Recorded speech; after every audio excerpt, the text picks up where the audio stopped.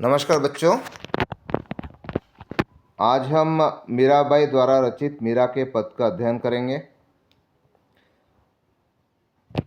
देखिए, मीराबाई जो है बचपन से ही कृष्ण के प्रति आकर्षित रही हैं। उन्होंने बचपन से ही कृष्ण को अपना आराध्य मान करके उनकी भक्ति की है। इन दोनों पदों में उन्होंने कृष्ण के बारे में विस्तार पूर्वक हमें बताया है कि किस प्रकार से उन्होंने कृष्ण से अपनी पीड़ा हरने की बात कही है।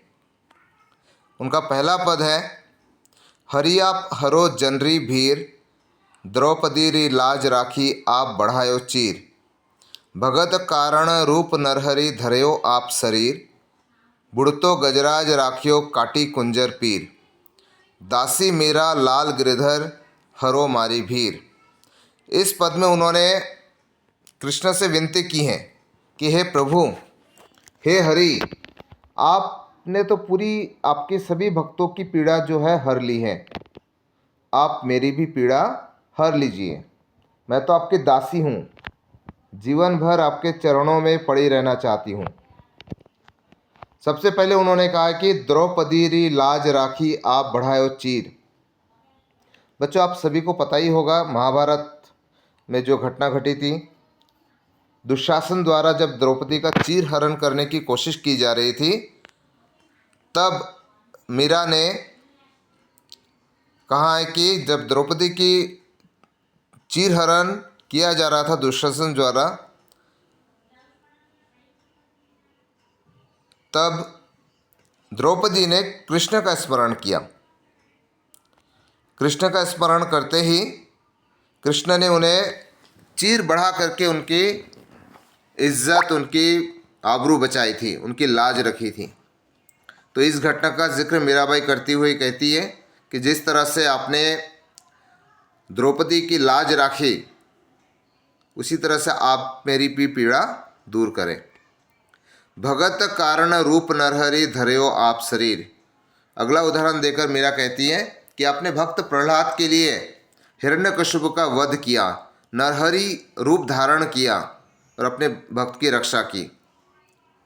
जब हिरण्यकश्यप अपने पुत्र प्रहलाद की हत्या करना चाहते थे, तब आपने नरहरि नरसिंह का रूप धारण करके हिरण्यकश्यप का वध किया। तीसरा उदाहरण कहती है, उड़तो गजराज राखियो काटी कुंजर पीर। ताकि आपने डूबते हुए गजराज को बचाया है।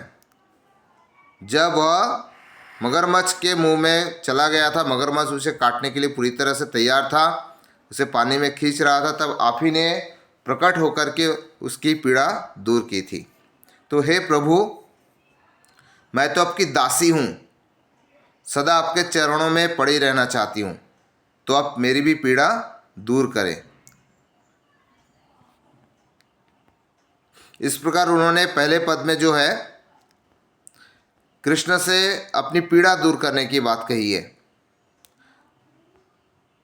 दूसरे पद में उन्होंने कहा कि श्याम माने चाकर रखो जी, गिरधरी लाला माने चाकर राखो जी। कहा कि हे प्रभु, हे श्याम, आप मुझे अपनी नौकरानी के रूप में स्वीकार कर लो। हे गिरधारी, मुझे अपनी नौकरानी के रूप में अपने पास रखो। चाकर रहेस्यु बाग लगायस्यु निटूट दर्शन पास्यु, वृंदावन री कुंज गली में गोविंद लीला गास्यु। चाकरी में दर्शन पास्यु, सुमिरन पास्यु खर्ची, भाव भगति की जागरी पास्यु तीनी बाता सरसी। मेरा कहते कि हे प्रभु, मैं आपकी दासी बनकर सदा आपके साथ रहना चाहती हूँ और मैं आपकी नौकरानी बनकर बहुत सारे बगीचे लगाऊंगी। और उसका कारण बताते हुए मीरा कहती है कि मैं बगीचे इसलिए लगाऊंगी ताकि रोज़ सुबह उठ करके जब आप टहलने आए, बगीचे में आए, तब मैं आपके दर्शन कर पाऊँ। मेरी तमन्ना है, मेरी इच्छा है कि मैं सदा आपके दर्शन करती रहूं। इसलिए मैं हर तरफ, वृंदावन में हर तरफ जो है बगीचे लगाऊंगी ताकि आप उसमें आए और मैं आपके दर्शन कर पाऊँ।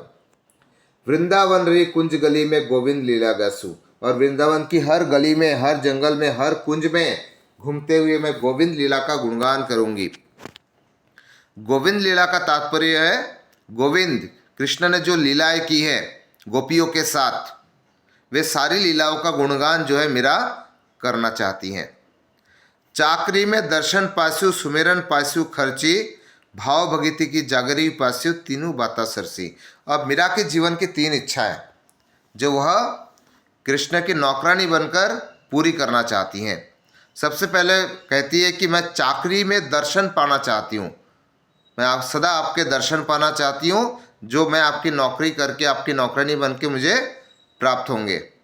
सुमिरन पास्यु खर्ची, स्मरण, सुमिरन का तात्पर्य स्मरण, मैं सदा आपके स्मरण करते रहना चाहता हूँ, कभी भी आपको भूलना नहीं चाहती। और वह किस रूप में मुझे प्राप्त होगी? खर्च के रूप में। जब मैं आपकी नौकरानी बनूंगी तो आप मुझे जेब खर्च के लिए कुछ तो पैसे देंगे, तो अब मुझे पैसे नहीं, आपका स्मरण चाहिए जो सदा आप मेरे साथ रहे। भाव भगति की जागरी पास्यु, और कहती कि मुझे जागीर चाहिए। जागीर का अर्थ होता है एक धन दौलत, जो जीवन भर कृष्ण की दासी बनकर उसके चरणों में पड़ी रहना चाहती है, तो मुझे अंत में कुछ ना कुछ तो जागीर मिलेगी। मीरा कहती है मुझे कुछ ना कुछ जागीर ज़रूर मिलेगी। तो जागीर क्या होगी? आपके लिए मेरे मन में जीवन भर की भावपूर्ण भक्ति। मेरे जीवन की यही तीनों इच्छाएं हैं, और ये तीनों बाता सरसी, मतलब जो तीनों इच्छाएं हैं मेरे जीवन की, वह आपके साथ रह करके आपके नौकरानी बन करके पूरी हो जाएगी। पहली इच्छा है दर्शन, जो नौकरानी बन के पूरी होगी। दूसरी इच्छा है सुमिरन, मतलब स्मरण, जो जेब खर्च के रूप में पाना चाहती है। और तीसरी इच्छा है भाव भक्ति की जागीर, धन संपत्ति, जो धन संपत्ति के रूप में क्या होगी? कृष्ण के लिए मीरा के मन में जीवन भर की भावपूर्ण भक्ति, अर्थात कृष्ण जो है अपने जीवन भर कृष्ण की भक्ति करता रहने चाहती है।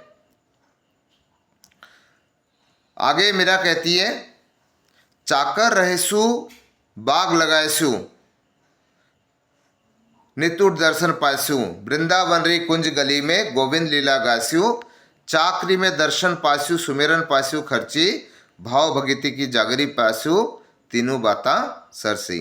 तो इसी प्रकार मीरा के जीवन की जो 3 इच्छाएं हैं वह कृष्ण के नौकरानी बनकर पूरी हो जाएगी।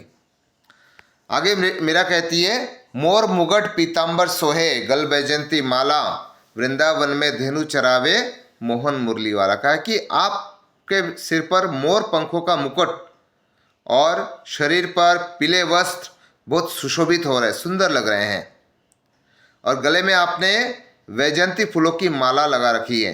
वैजंती फूलों की माला अर्थात जंगल में जो फूल खिलते हैं उसकी माला।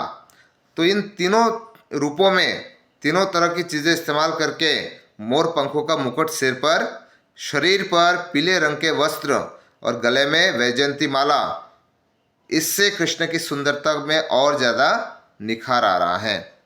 वृंदावन में धेनु चरावे मोहन मुरली वाला, क्योंकि हे प्रभु आप जो है पूरे वृंदावन में घूम घूम करके धेनु चराते, गाय चराते हैं, इसलिए आपको मोहन मुरली वाला कहलाते हैं। मुरली बजा करके गायों को आकर्षित करते हैं। ऊंचा ऊंचा महल बनाओ बिच बिच राखू बारी, सावरियारा दर्शन पास्यु पहर कुसुम्बी सारी, आधी रात प्रभु दर्शन दीजो जमुना जीरा तीरा, मीरा रा प्रभु गिरधर नागर हिवड़ो घनो अधीरा।